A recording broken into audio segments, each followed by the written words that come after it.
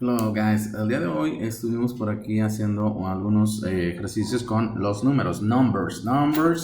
Hicimos un juego de memoria, a memory game, donde les puse todos esos números que hemos visto y fuimos quitando algunos para ver la concentración que ustedes tienen, the concentration, sorry.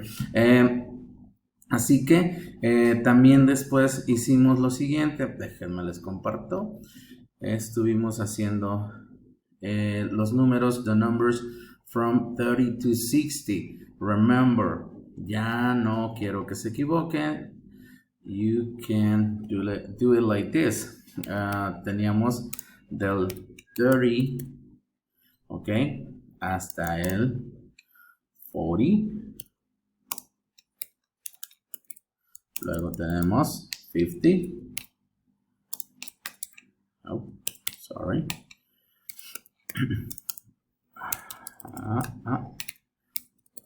Y llegamos hasta el 60. Remember, tienen que concentrarse muy bien porque después por eso le fallamos al estarlos escribiendo. Ok, así los vamos a hacer de uno en uno. 31. Dejamos un espacio y escribimos 31, 32, 33, 34, 35, 36, 37, 38, 39, 40. Y lo mismo, 41, ¿ok?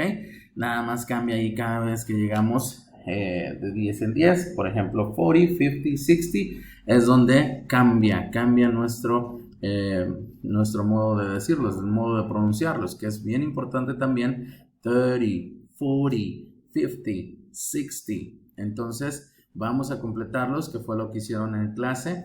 Y el Friday se los voy a revisar. Remember, we don't have a class tomorrow until Friday. So I see you Friday and to check these numbers. So nos vemos ese día. Nos vemos el Friday. Have a nice day and I see you later. Bye bye.